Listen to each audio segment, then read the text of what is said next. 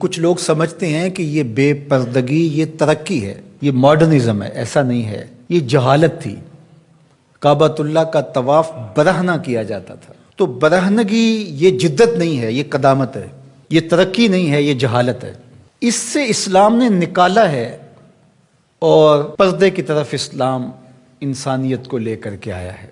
کان رسول اللہ صلی اللہ علیہ وآلہ وسلم اشد حیاء من اظراف خدرہا، کمواری لڑکی پردے میں لپٹی ہوئی جس طرح حیادار ہوتی ہے، حضور اس سے بھی زیادہ حیادار تھے۔ تو یہ ہمارا دین ہے، لیکن مغرب اور لادینی قوتیں جانتی ہیں کہ پردہ اسلام کا شعار ہے، اور انہوں نے پہلے اس کو کمزور اس طرح کیا جس طرح ایک رواج کسی نے کہا، بعض بڑے بڑے چینلز کے اوپر بیٹھ کے نام نہاد مفکرین کہتے ہیں یہ عرب کلچر تھا۔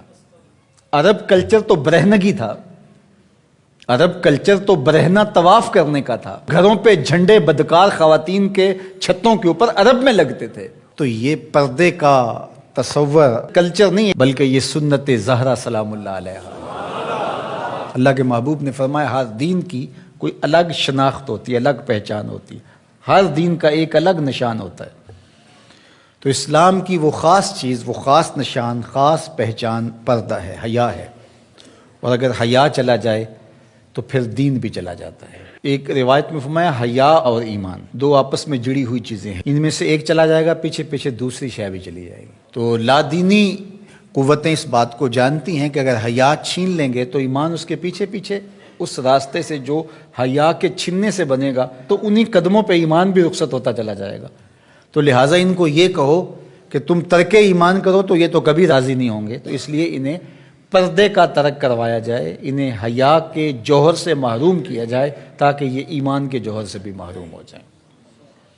تو پھر انہوں نے کئی رنگ تراشے، کبھی کہا کہ نظر کا پردہ ہے، کبھی کہا کہ پردہ تو انسان کے دل میں ہوتا ہے۔ تو مجھے بتاؤ آج کا شخص جو شہوتوں سے لتھڑا ہوا ہے، جہاں شہوات کی گندی ہوائیں چل رہی ہیں، اس ماحول کے اندر اگر کوئی یہ بات کہے تو کتنی عجیب ہے، جس ماحول میں تقدس کی باد صبا چلتی تھی اور وحی اترتی تھی، اور جبریل کو وحی لے کر کے آتے صحابہ نے دیکھا تھا، اور قرآن اترتا تھا، اور قرآن پڑھانے والے سکھانے والے خود صاحب قرآن تھے، وہ صحابہ، ان کو جب پردے کا حکم دیا گیا اور ان کو نظریں نیچی رکھنے کا حکم دیا گیا تو میں اور آپ کون ہوتے ہیں؟ جب ابو بکر و عمر کو کہا گیا کہ نگاہوں کو نیچا رکھنا، جب عثمان و علی سے کہا گیا کہ نگاہوں کو نیچا رکھنا، جب سیدہ عائشہ، حضرت ام سلمہ، حضرت میمونہ، حضرت زینب، سیدہ فاطمہ تو زہرا سے کہا گیا کہ تم اپنے پردے کی حفاظت کرنا،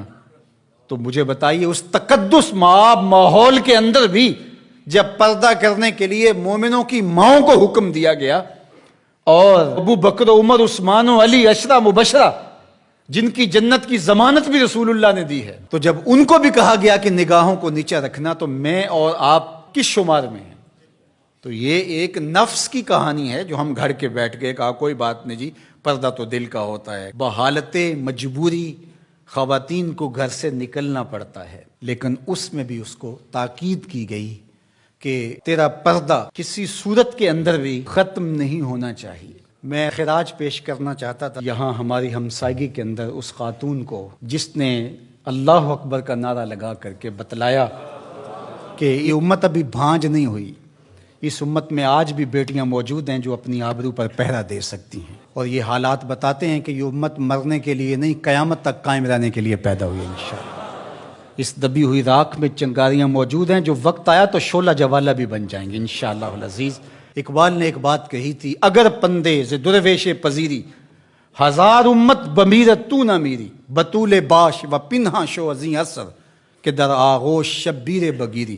اقبال کہتا ہے اس فقیر کی ایک بات مان لے، ساری امتیں مر جائیں گی، امت مسلمہ تجھے زوال نہیں آئے گا، اور وہ کیا؟ بطول باش، بطول بن جا اور زمانے کی نظروں سے پوشیدہ ہو جا، پھر تیری آغوش میں بھی حسین ابن علی جیسے بیٹے جنم لیا کریں گے، ان کے جانشین تیری گود میں بھی پیدا ہوں گے۔ تو اس لیے پردہ ہماری شناخت ہے۔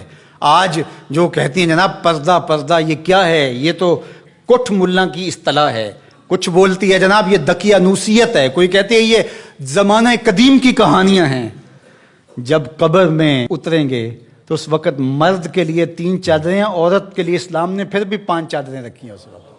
اس کا کفن بھی الگ رکھا ہے اس لیے کہ وہ پردے کی چیز ہے.